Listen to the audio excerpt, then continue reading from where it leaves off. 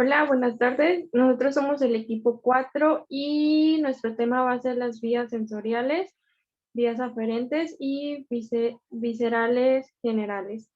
Y mi equipo está conformado por Dalia, por Carla, por Brian, por, por Brenda Lisbeth, por Esme, Cintia y yo, su servidora, Brenda.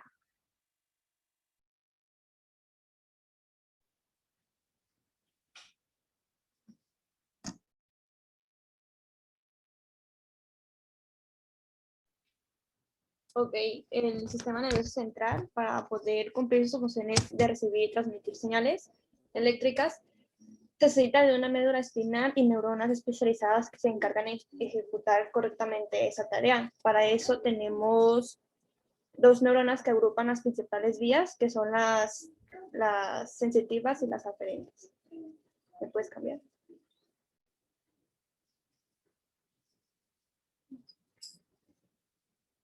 Ok, vías sensitivas y ascendentes son canales que comunican, esperen, son canales que comunican diferentes partes del organismo, como ahí lo dice, con la médula espinal, con la idea de llevar la información sensitiva a su lugar distinto en la corteza cerebral. ¿Me puedes cambiar? ¿Dónde se originan y dónde terminan las vías sensitivas?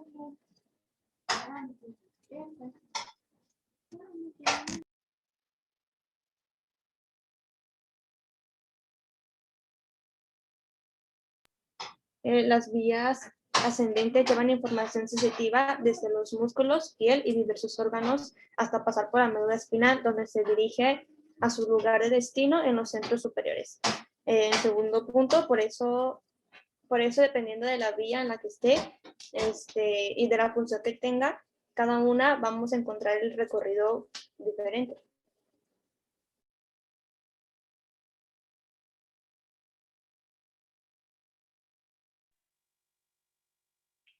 Trayecto que recorre cada una de las vías sensitivas.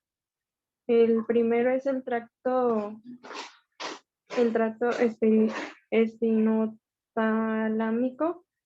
Recoge la sensibilidad dolorosa, los cambios de la temperatura, la presión y la información táctil no discriminativa. El tracto espino-reticular recolecta información de dolor que se localiza en las vísceras y en los diversos tejidos. ¿Le cambias, por favor?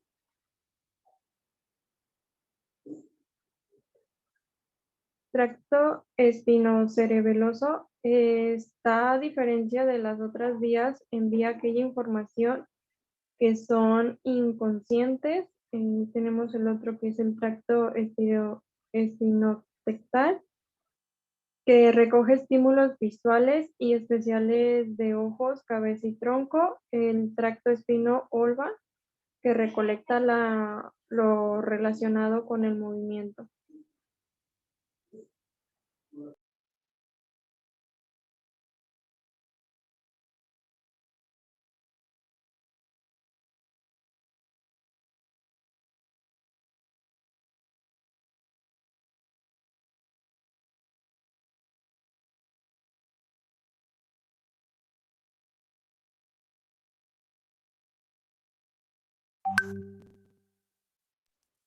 ¿Qué función tienen las vías sensitivas?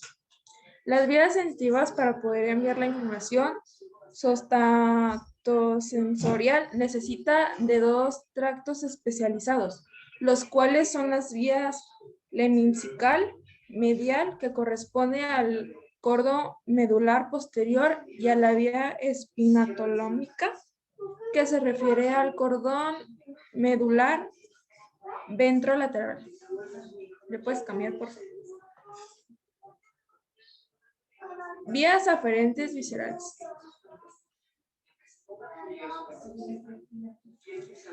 ¿Qué son? Bueno, las grandes fibras aferentes son cadenas de neuronas que transmiten impulso desde la periferia, es decir, desde los receptores a los centros suprasegmentarios, cerebro y cerebelo. Las fibras aferentes viscerales generales llevan al sistema nervioso desde las vísceras. Hay dos tipos de sensaciones que son fisiológicas y el otro tipo es nociceptivas. Es importante que las fibras fisiológicas acompañan y viajan junto a las fibras del sistema simpático y las fibras nociceptivas acompañan o viajan junto a las fibras del sistema sináptico. Las fibras aferentes generales fisiológicas siempre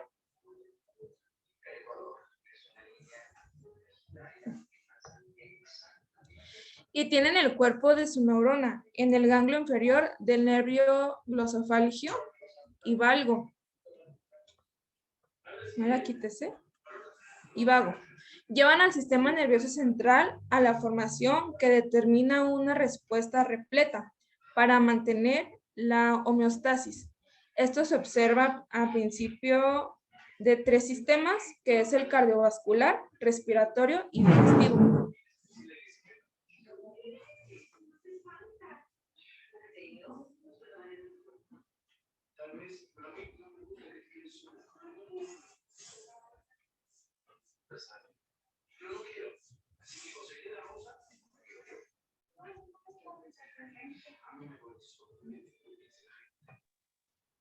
Bueno, ahora yo voy a pasar a explicar cómo estas vías aferentes tienen una relación con lo que sería la presión sanguínea y la dilatación alveolar, incluyendo también la química sanguínea y lo que sería la defección. Bueno, primero hay que definir lo que es la presión sanguínea. La presión sanguínea es la fuerza la fuerza que aplica el corazón para bombear la sangre a todo el cuerpo. Esta presión está determinada por la fuerza y cantidad de sangre bombeada, el tamaño de las venas y flexibilidad de las arterias.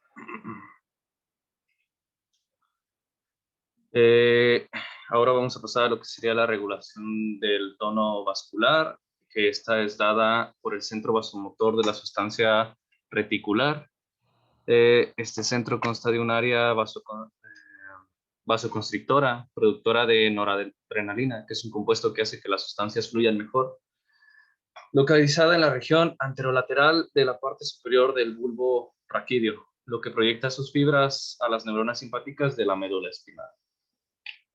Aquí tenemos una imagen de cómo el bulbo raquídeo está implicado en lo que sería la regulación de la presión sanguínea. Ahora vamos a la parte del control alveolar.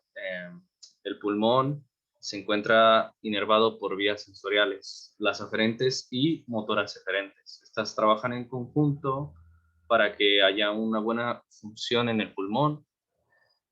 Pasamos a lo que sea los nervios vago y los ganglios torácicos simpáticos del cuarto y quinto, que contribuyan con fibras que forman los plexos pulmonares anterior y posterior. Estos se insertan en el agujero que pasa también venas, arterias, y en este caso los nervios, que es el hilio pulmonar.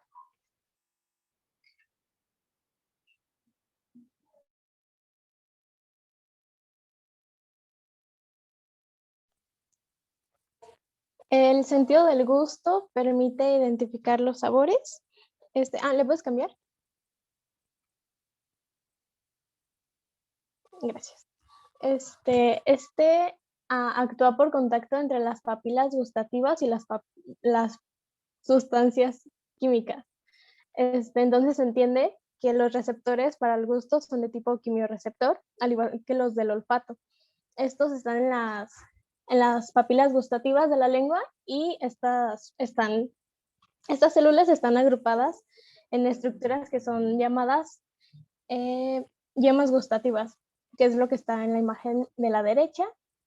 Y en el poro gustativo, que ahí también se ve que está arribita, se penetran las sustancias químicas disueltas en las salivas. Y las células de las yemas gustativas hacen sinapsis con las neuronas sensitivas del primer orden, que en estas neuronas sus axones forman parte del nervio gustativo y llevan la información eléctrica hacia el tronco del encéfalo, y de ahí con neuronas de segundo o tercer orden llevan información hasta la corteza somatosensitiva. ¿Le puedes cambiar?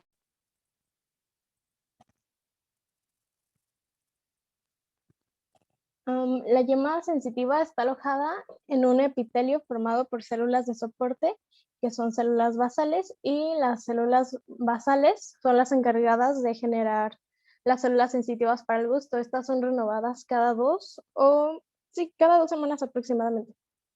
¿Y le puedes cambiar?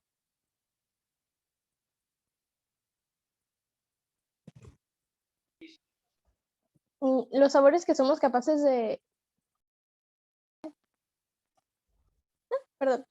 Los sabores que somos capaces de diferenciar se agrupan en dulce, salado, ácido, amargo y umami. El umami significa sabroso. Y la percepción que hace nuestro sistema nervioso central no depende solo de las células sensitivas del gusto, sino que también está acompañado por el olfato. De hecho, está comprobado que si no hay olfato, en algunos alimentos cambian de sabor. Y hay otros sabores como el picante que se cree que no activan receptores sensitivos del gusto, sino que activan receptores para el dolor. Ya le puedes cambiar.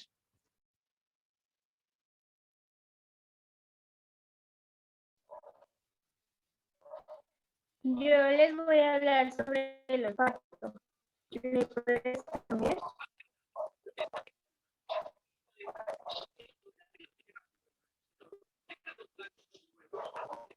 Las vías que conducen información olfatoria solo existen en el nervio olfativo, que es la nariz, estructurada a partir del hueso etmoide y del tejido cartilaginoso, es la parte externa del sistema olfativo.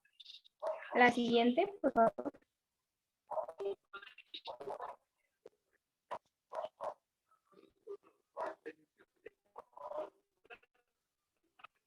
¿Dónde tiene la transducción sensorial? La transducción sensorial se inicia cuando las moléculas olorosas transportadas por el aire son inhaladas y se disuelven en la mucosidad de la cavidad. Una vez que ha sucedido esto, los receptores situados en los polos aplicables de las neuronas detectan los odorantes. Los axones de las neuronas olfativas sinapsan con las dendritas de neuronas situadas en el bulbo olfatorio. La siguiente.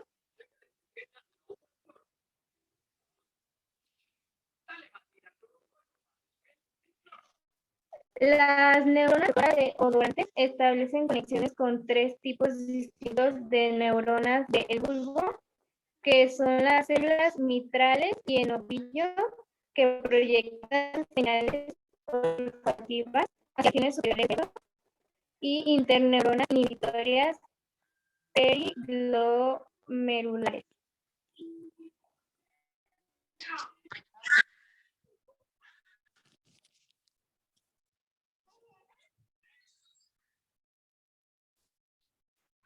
Ejemplo de lesiones en nervios espinales y médula espinal. ¿Te puedes cambiar, por favor? La causa de cambios permanentes en la fortaleza, la sensibilidad y otras funciones corporales bajo del sitio de la lesión. La capacidad para controlar las extremidades después de una lesión de la médula espinal depende de 2 factores: lugar de la lesión a lo largo de la médula espinal, gravedad de la lesión en la médula espinal.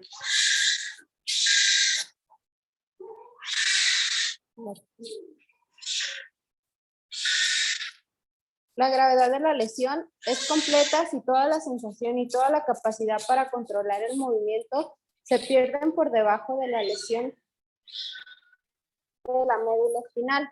La incompleta es si tiene cierta actividad motora o sensorial debajo de la zona afectada.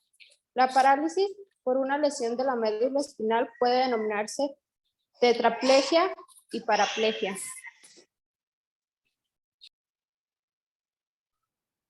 Bueno, ahora voy a pasar a proyectar un video que habla un poco y complementa nuestra exposición.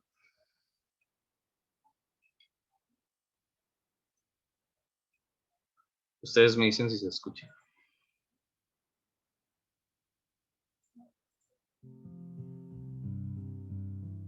¿Se escucha?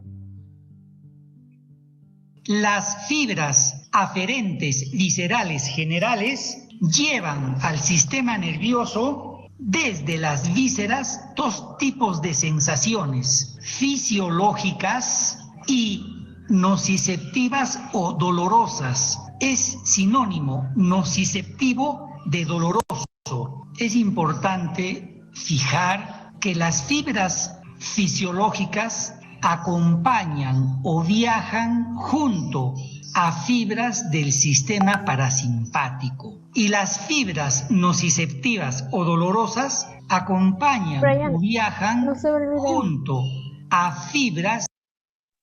¿Cómo? No se ve el video, solo se escucha el audio. Ah, ok. Espérame.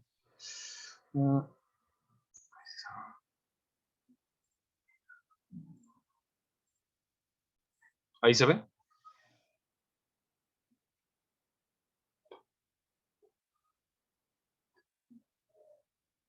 Sí, ya se ve. ¿Ya se ve? Ok. Del sistema simpático. No, no se ve. Las fibras aferente viscerales generales fisiológicas sabemos que acompañan a las fibras del sistema parasimpático, principalmente a los nervios glosofaringio y vago, y tienen el cuerpo de su neurona en el ganglio inferior de estos nervios glosofaringio y vago.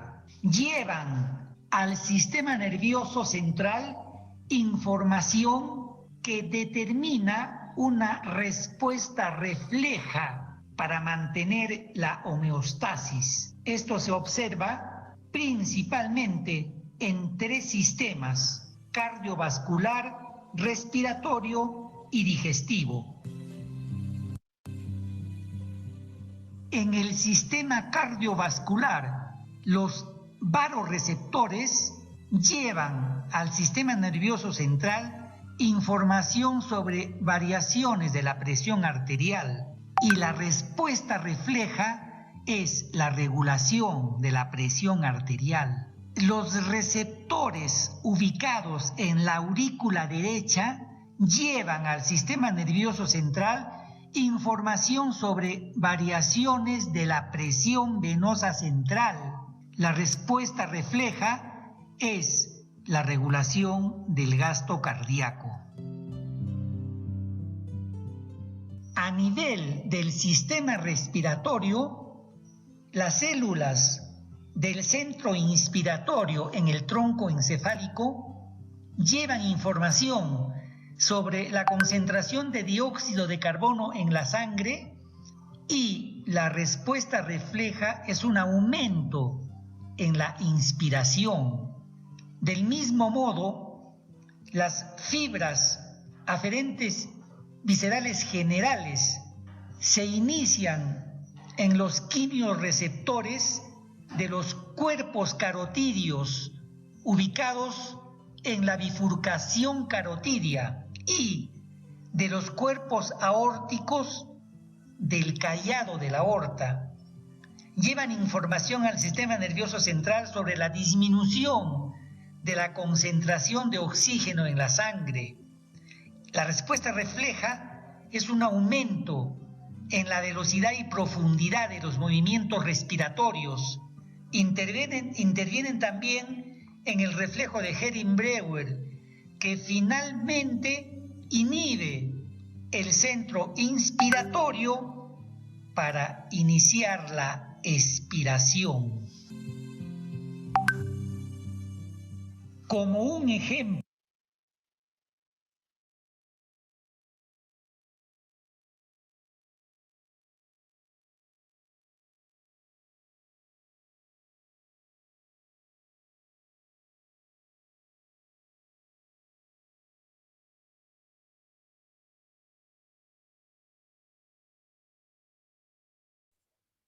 Bueno, eso fue todo de nuestra parte. Esta fue la presentación del equipo 4 sobre vías aferentes. Espero que les haya gustado.